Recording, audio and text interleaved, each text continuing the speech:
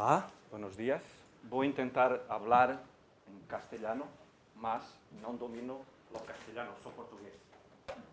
Por tanto, intentaré pensar en portugués y hablar en castellano. No es fácil. La presentación apoyará algunas ideas. No voy a repetir algo que... Para la grabación. Okay. A mí no me gusta estar sentado, soy de didáctica y es un crimen estar sentado hablando. Así como es un crimen hablar de cátedra. Concordo con Javier, porque para nosotros cátedra es una contradicción, un paradoxo. Claro está. Por tanto, no es una crítica, es apenas reforzar la idea que para nosotros de didáctica, no somos de educación, somos de didáctica. En Portugal son dos mundos separados. ¿Ok? Y después podemos hablar de eso.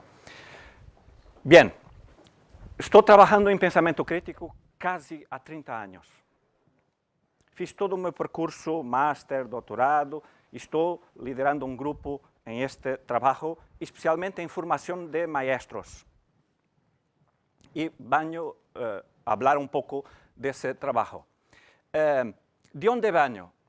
Deste pequeno país, aqui, ao lado de Espanha, e desta universidade aqui, a sur de Porto e a norte de Coimbra. As duas mais antigas universidades. Coimbra tem quase 800 anos, das mais antigas do mundo, também como Salamanca, que está fazendo agora esse tempo. É uma universidade nova, uma lógica diferente das demais, uma ruptura entre duas universidades clássicas. Surgiu uma universidade que não tem faculdades. Solo reitor e departamentos. E todos somos professores da universidade, não de cursos, não de faculdades, mas onde sejamos necessários. E é uma mudança grande. Porque, como imagináis, eu sou de didática, logo trabalho essencialmente em formação de maestros, de professores, mas trabalho em psicologia, trabalho em turismo, trabalho em engenharia, onde for necessário minha formação. E isto é muito importante porque iréis ver que a investigação é ampla em várias áreas, incluso em engenharia que nos traz aqui. Como é Aveiro, é conhecida, para quem não conhece, como a Veneza portuguesa, mas muito mais pequena. Porque tem muita água e existe em cima de água. Porque é o encontro entre mar e rio e se forma uma ria, quase como em Galícia, Vigo e por aí. E a universidade existe aí, é uma universidade quase com 50 anos e que se dedicou a las áreas que as outras não lhe queriam. Quais são? Tecnologias, educação e design e outras novas. As outras não lhes queria, não lhes interessava e nós outros nos interessa. Claro que vieram também as clássicas, engenharia mecânica, engenharia civil e outras desse gênero, as línguas, as artes, a comunicação, todas as áreas que entendemos ser necessárias para trabalhar em conjunto para uma formação de pessoas para o século XXI e XXII e por aí adiante, não para o século XVII ou XVIII. É uma provocação, claro que é. Vamos a ver. Este autor acaba de lançar, Carlos Sainz, da Universidade de Salamanca, com quem trabalho, é a pessoa que trabalha em pensamento crítico como eu, há quase 30 anos. Acaba de lançar um livro novo que se chama Pensamento Crítico e Eficácia e começa por dizer isto que é uma ideia central para nós outros. Todo mundo quer muito pensar, mas isso não passa de um desejo, não passa de uma aspiração, porque de forma clara a maioria não trabalha isto nem em primária, nem em la universidade. Explicitamente, sabemos hoje, muitos estudos feitos em vários países, que o pensamento crítico não existe. Estamos formando uma máquina que Paulo Freire, em Brasil, descreve muito bem, que é a educação bancária. E isto é o que acontece em quase todo o mundo e que não vamos, porque estamos falando para essencialmente professores, nós estamos todos trabalhando para uma máquina que está montada e que agora vêm as tecnologias que continuam perpetuando essa máquina. Não é disso que estou falando. E, portanto, estamos falando de algo que va mais além e que não é novo. Por exemplo, Shank, um prestigiado professor universitário, escreveu o último livro, depois de se aposentar, escreveu um último livro, fui buscar a tradução espanhola, muito boa, se diga, que escreveu uma pessoa que não é de educação, escreveu Enseñar a Pensar, o método revolucionário para aprender com casos reais, mostrando que a universidade não pode continuar a fazer o que hace, que é ensinar contenidos, como hablabas y bien, exclusivamente técnica. Claro que ayer Walter decía, mas los ingenieros, si les formamos con innovaciones, no las quiere. Lo que importa es la técnica. Y este cambio es lo reto que tenemos que avanzar. Voy a presentar algunas propuestas. ¿Qué dice Shank? Que nunca ensinaba muchos factos concretos, o que desconcertava logo seus estudantes. Este é um reto grande. O que fazia? Argumentar, motivar os alunos, nunca lhes contava muitas coisas, um punhado de boas histórias. E aqui começa a mudança. Esta é uma estratégia para a mudança, de muitas que usava e como usava, explica em seu livro, e é um bom exemplo de como fazer. Porque isso de didática, é preciso clarificar. Durante ayer e hoje, ouvi muitas vezes as pessoas usarem as palavras. Para nós outros tem que ter sentido, senão não valem nada. E como nós entendemos em didática? Porque, por exemplo, capacidades e habilidades são coisas diferentes. E outras. Quando falamos em competências, perdão por ser em português, mas é muito parecido com castelhano. Quando falamos em competências, na lógica da literacia para todos, sem exclusões, entendemos, tal como a OCDE, a Organização para a Cooperação e Desenvolvimento Econômico, é a mesma definição, que tal envolve 3 dimensões: conhecimentos, conteúdos, chamem o que quiserem, a parte técnica que domina. Mas hoje, o mercado, como ouviram antes de mim, os 2 companheiros que falaram, o mercado não quer só pessoas de cabeças llenas. Querem pessoas que pensem. E para isso é necessário desenvolver capacidades de pensamento. Mas é necessário também a parte afetiva, que se chama várias designações, atitudes, valores, disposições, traços, muitas designações que aparecem conforme a vinculação. Vou falar um pouco disso. Quando estamos falando de capacidades, estamos falando de muitas, mas a forma como têm vindo a ser trabalhadas as de pensamento crítico e criativo são de las mais destacadas. Para quê? Essencialmente para resolver problemas. É disso que estamos falando para que se perceba que vou a seguir a apresentar. E por que é importante? Porque, tal como muitas organizações apontam como as capacidades as mais importantes para trabalhar em próximos anos. Em Portugal se fez um trabalho grande sobre o que as empresas todas criam de seus trabalhadores. E em 2015 estão aqui, e que se nota para 2020? O pensamento criativo sobe para 3º e o pensamento crítico de 4º para 2º, sendo que estão associadas à resolução de problemas. ¿Se entende? ¿Bien? Sí. Después, no fin... Literacia. Nosotros no gostamos de alfabetización, mas es próximo de la designación de UNESCO de cultura para todos. Cultura científica, lingüística, digital, ¿ok? Mas nosotros gostamos mais de literacia, porque é um termo um pouco anglo-saxónico, mas mais amplo, porque cultura tem muita discussão sociológica, filosófica, e, portanto, evitamos a discussão. Esta organização que junta quem domina hoje, que são as empresas tecnológicas, as mais bem cotadas na bolsa, se juntaram e quiseram propor um programa educativo que existe.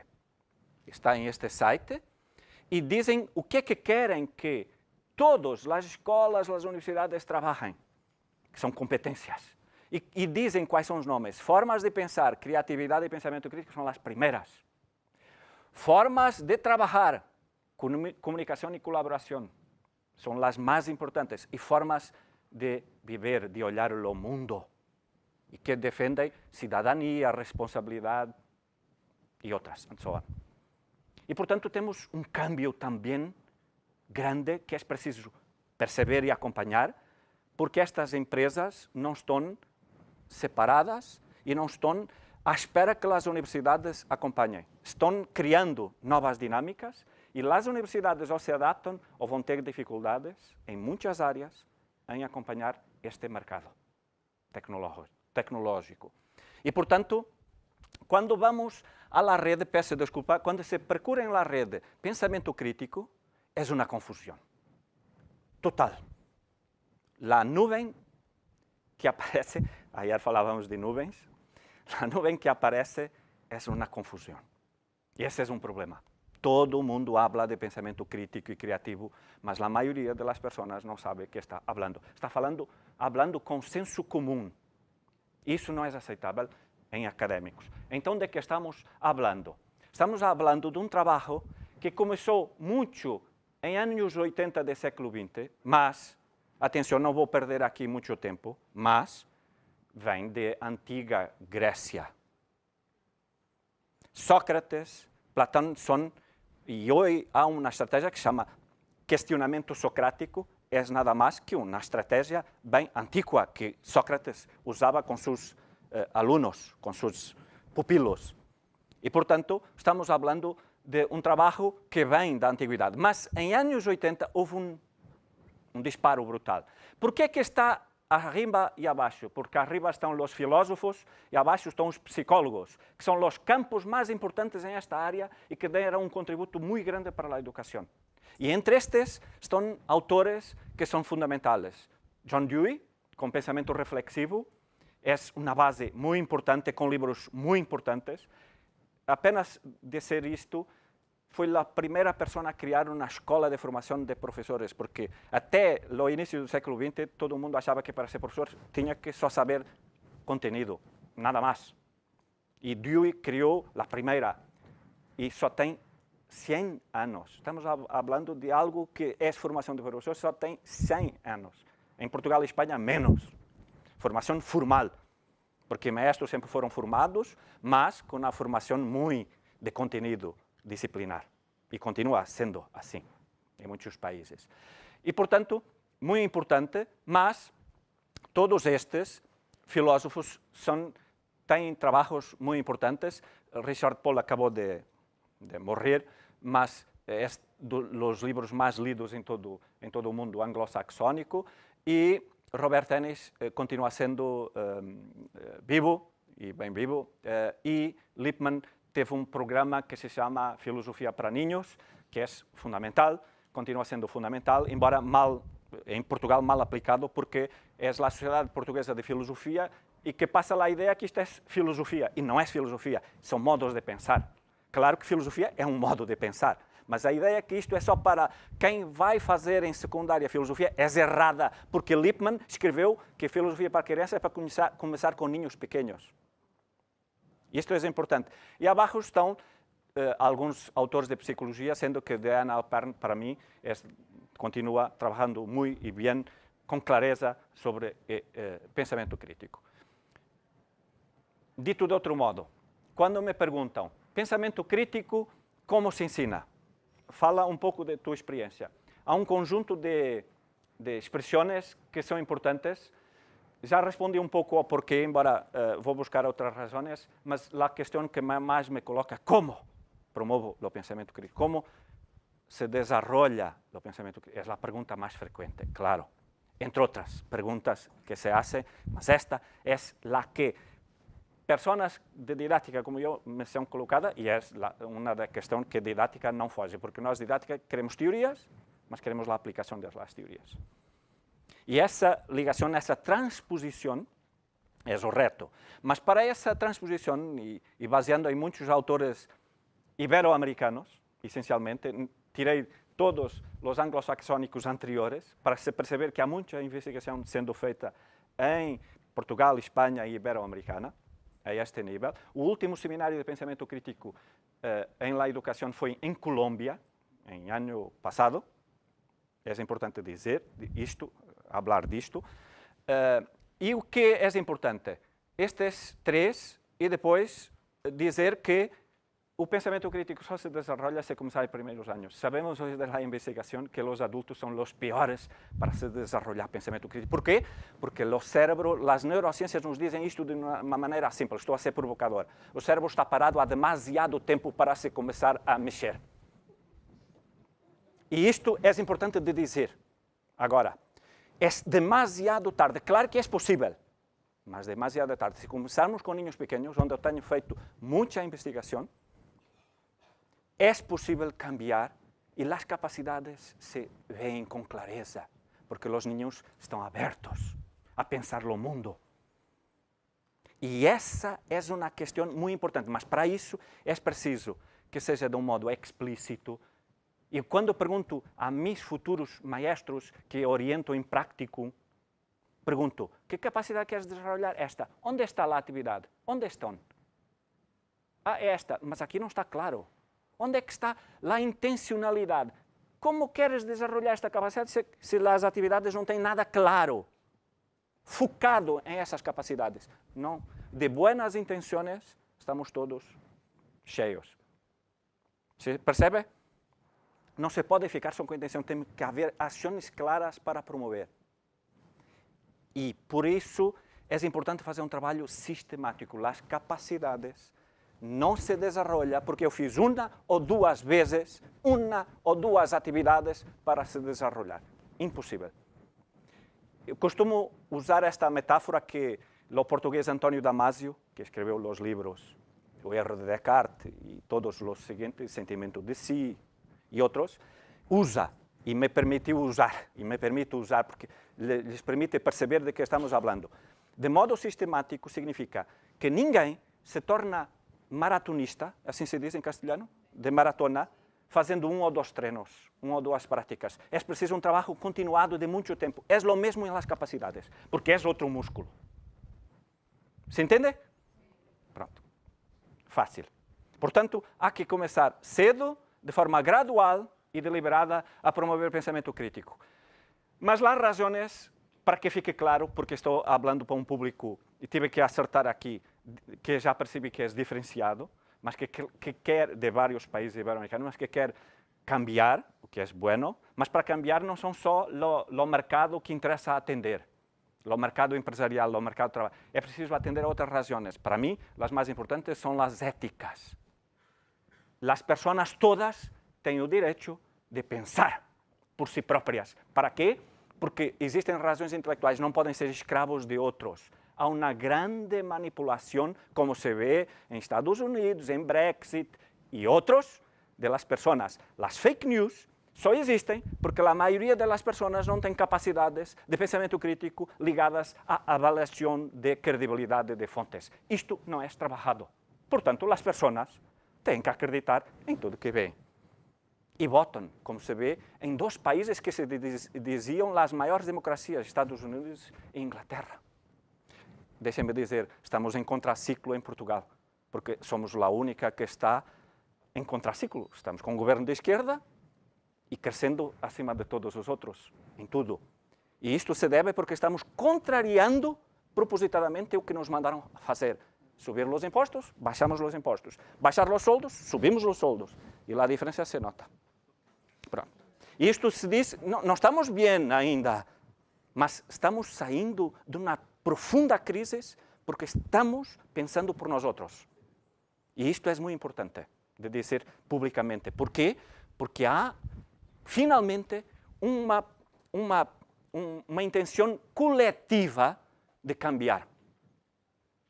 E esta é uma razão para dizer que nós não estamos inventando nada.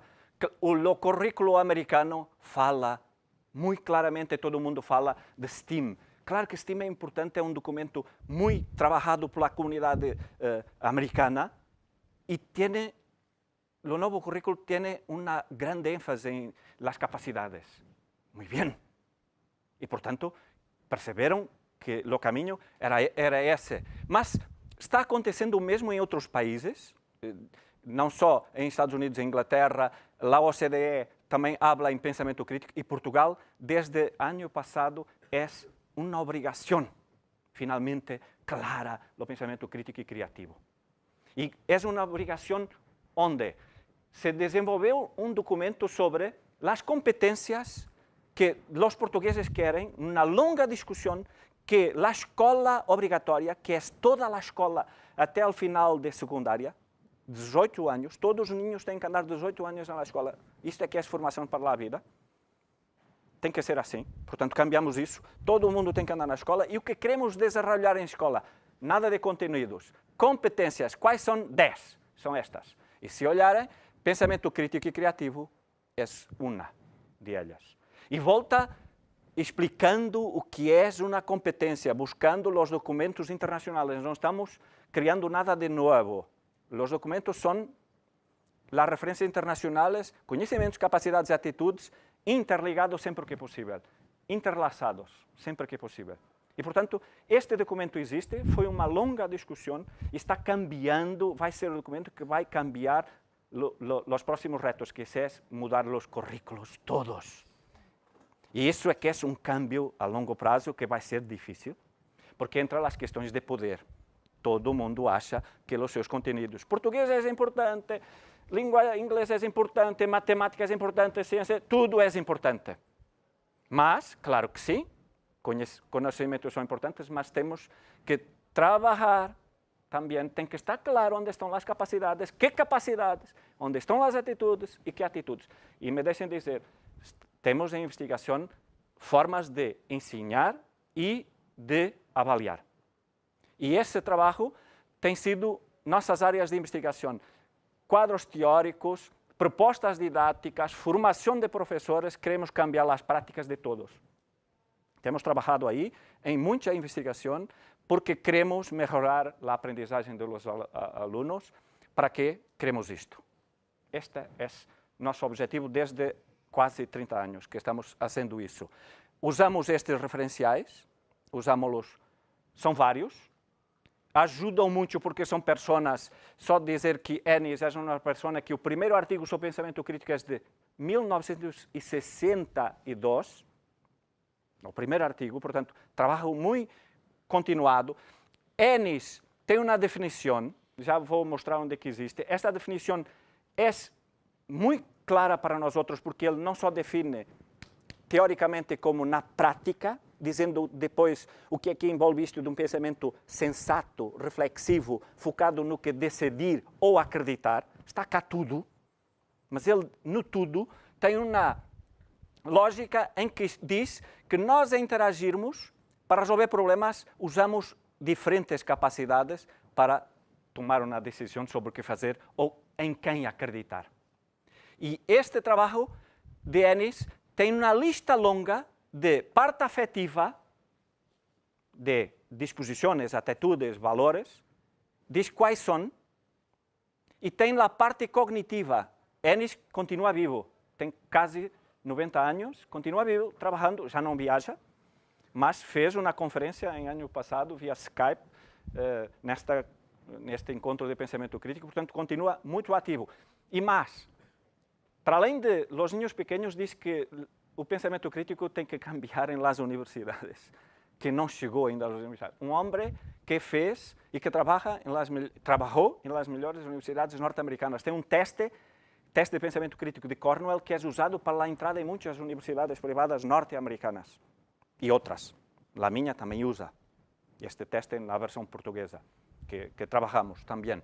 E, portanto, estamos falando de um trabalho que é descritivo. Onde está? Esse trabalho está em muitos livros e muitos artigos que temos, para terminar, que temos vindo a desenvolver. Só para quem é de engenharia, o meu último trabalho que orientei é de uma engenheira mecânica que percebeu que como professora universitária em minha universidade, que precisava de um doutorado em educação para desenvolver as capacidades de seus alunos, porque eles só repetem, não pensam. E, portanto, fez um trabalho sobre como promover o pensamento crítico e criativo em seus alunos de engenharia mecânica.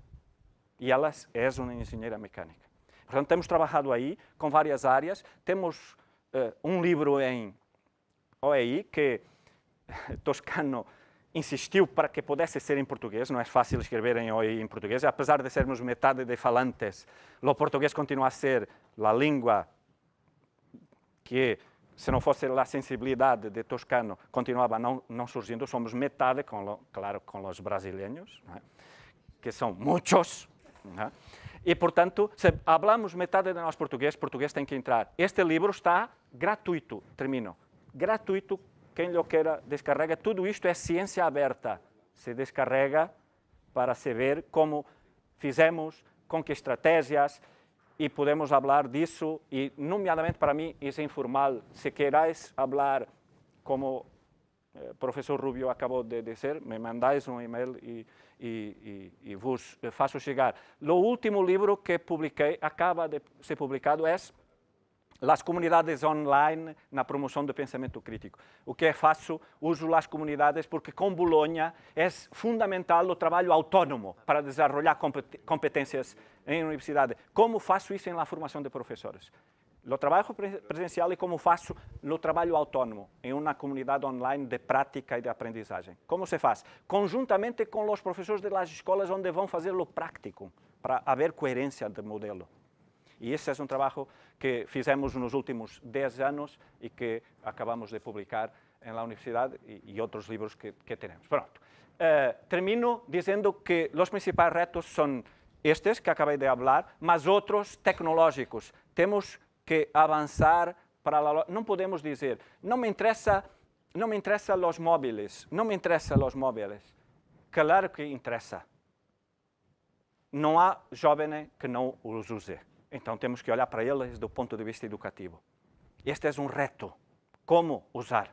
Não é proibir, porque muitas escolas proíbem. Se mete na caixa e acabou. Não. Como vamos usar? Mas também como é que em las universidades podemos fazer cursos abertos para todos de qualidade. São muito poucos que existem. Temos uns instrumentos de avaliação de qualidade. A maioria de MOOCs deixa muitos problemas. Desde logo porque não promove capacidades, desde logo, entre outros. Claro que há outros retos, como criar comunidades internacionais, e este é um bom contexto para isso, e me calo, e se querais, só dizer que o objetivo é pôr os niños desde pequenos a fazer, a pensar, a trabalhar. Foi isso que fizemos e agradeço sua atenção.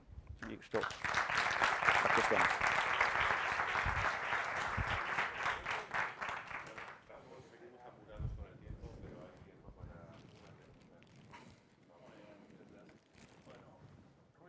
Habla despacio.